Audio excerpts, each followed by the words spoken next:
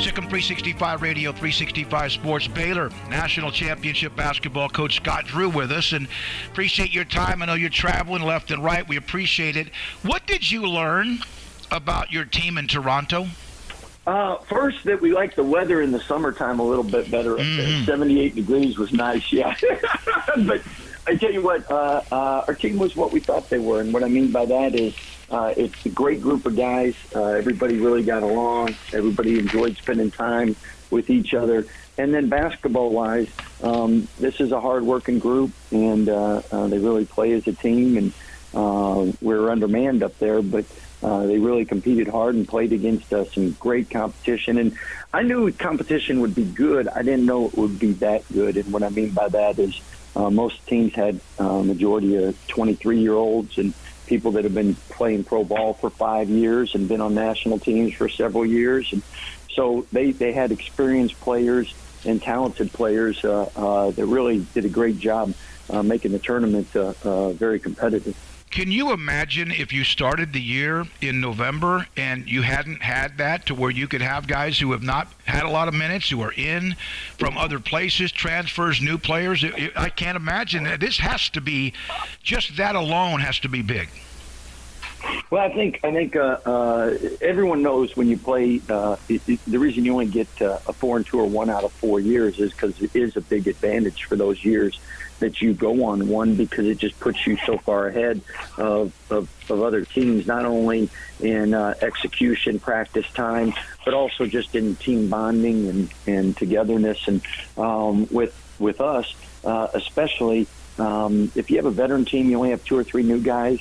It obviously benefits you, but nowhere near when you have a half full of team of new guys. And nowadays, that's what you have more and more in college athletics is you'll have 4 to 7 guys, 8 guys joining the team, and that's why an opportunity like this allows us to not only see what areas that the individuals need to work on and where we can spend the next couple of weeks trying to get guys better to fit our system and with what we want to do, but at the same time allows us to then know X and O wise, hey, we need to adjust or tweak or change some of these things for the personnel we have this year. So big advantage. Did you ever LJ or Adam Langston and go, hey, go on in? Was that tempting? I know they.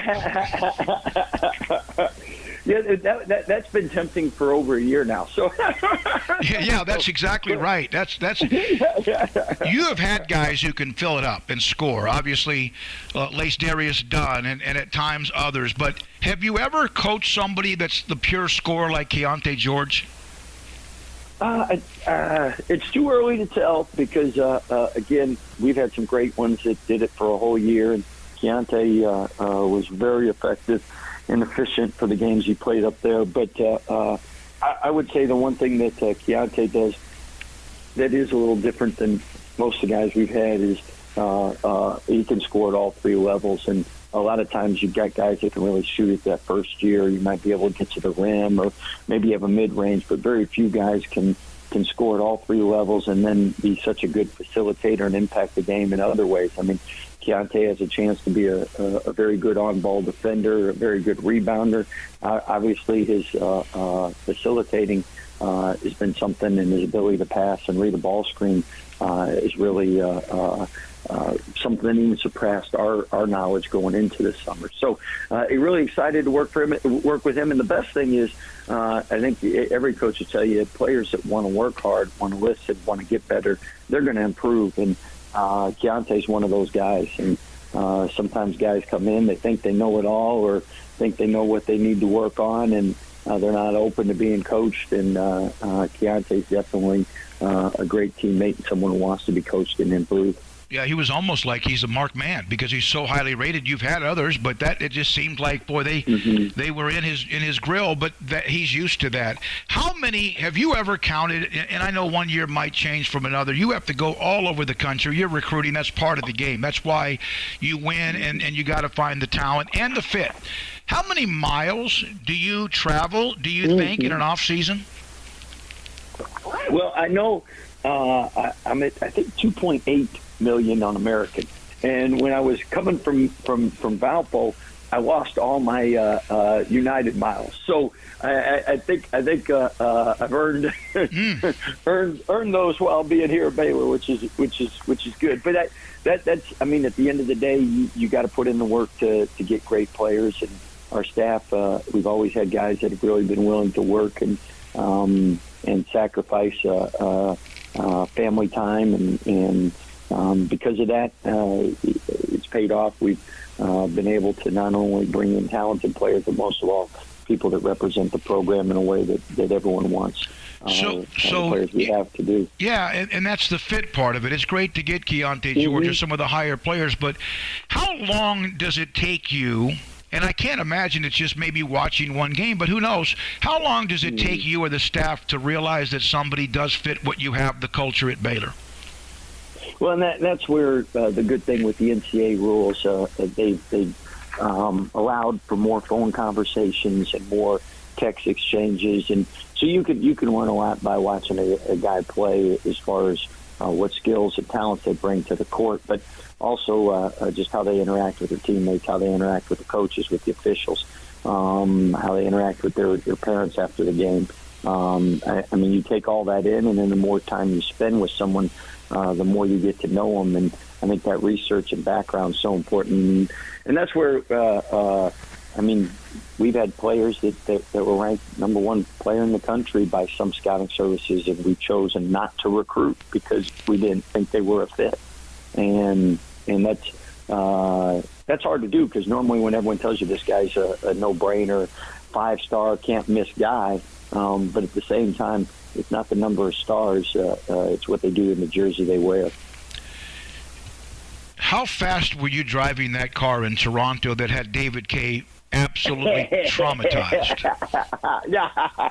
Hey, David K. can go too now. David's got some skills behind the wheel. I tell you, that was a bucket list item, and Coach Malholter put that together for the guys, and an unbelievable experience, because as you know, most people don't have a Lamborghini and Ferrari, and I know, Smokey, you got a couple of them, but you know, besides you, it was a great team bonding experience, and to be able to do that is something I know our guys will remember. And those are the things that make trips. I mean, the competition's great, spending time together is great, but being able to do some things like that, or things that really make trips like that great bonding-wise. The only one in Texas that has a Lamborghini besides Bijan Robinson is me. So it's definitely. I saw where the schedule for the Las Vegas tournament came out, and you're going to end up playing Virginia. They obviously play a very methodical and precision-like style. Your thoughts about drawing them apparently early on in that tournament? Well, I mean, that's the great thing about that tournament. I mean, you're whoever you play, you're national championship, Final Four caliber teams. So it's two great games that will do nothing but help your team the rest of the season. And Tony Bennett, family friend, we've known him, dad, going back to Wisconsin, Green Bay, Valpo days. So a lot of respect for Coach Bennett and how they run their program. And we got two former national championship teams competing, and when you play against a Tony Bennett defense and a team, you have to win the game, because they're definitely not going to give it to you, and you got to guard for the full shot clock, and you can't make mistakes because they'll take advantage of it. But you're a better team whenever you get done competing against teams like Scott. I heard Dave Aranda, he said this to us last week at Big 12 Media Days in Arlington, that he has spent a lot of time watching Georgia. Obviously, they had the national championship defense, and, of course, Dave had a great defense as well. But watching what Georgia does with their front 4 or 5 and how they can pressure the quarterback, do you spend time watching others and picking the brain of film of others constantly, or is that something that maybe the analysts do and then show you? Yeah. No, that's the great thing about synergy nowadays.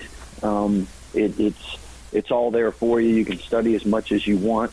At the end of the day, everything has to fit your personnel and your style, because as I always say in coaching, there's a bunch of ways to get to 4. 3 + 1 = 4, 2 + 2 = 4, 4 + O equals 4, 6 minus 2 equals 4. Yeah. So what fits your system, your style? We're always trying to tweak and change, and the best way to improve is to take something someone's done that you know works and fits your system rather than trying to come up with stuff on your own. So we're always, every off season and during every year, trying to add. And that's one thing great about the Big 12. It's been the best conference in the country. So night in and night out, every team you're preparing for, you're studying, and you're able to adjust and pick up things from everybody you play.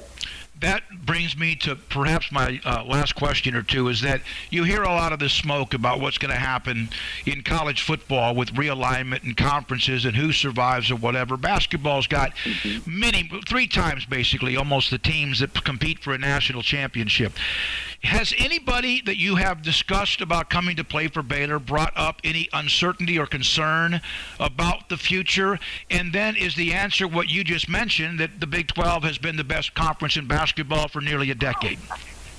Yeah, that's something that's never come up. Occasionally someone will send something, or you guys join in with the ACC, you join in with the Pac-12 or whatever. But the great thing is, since you've been the number one conference for so long, people know whoever we have or wherever we go, it's still, like right now, the last I checked with Ken Palm Analytics, this upcoming year, it's the largest separation gap they've had between first and second place conferences. And I mean, it'll just get better as we add teams. And again, it makes it long January and February nights for Big 12 coaches, because it's hard to get a lot of wins when you're competing against the best.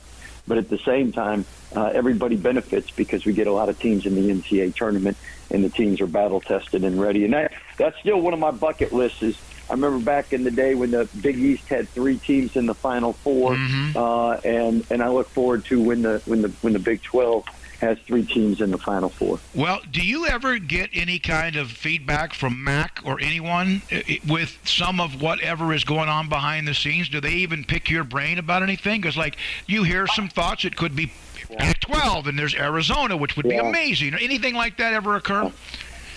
Yeah, Mac does a great job asking for our input when input's needed, and at the same time, if there's nothing we can add, he's not going to waste our time. But he does a great job keeping us up to date as much as needed, because again, things change daily, so you don't.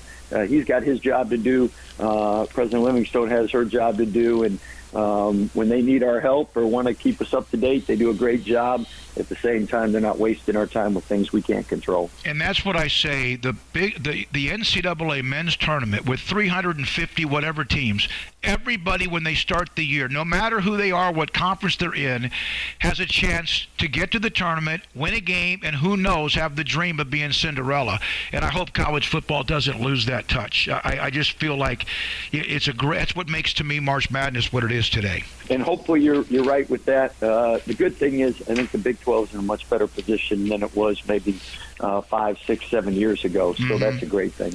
Scott, thank you very much. Safe travels. We appreciate your time. Appreciate you. Thanks for all you do. Scott Drew, Sic'Em 365 Radio, 365 Sports.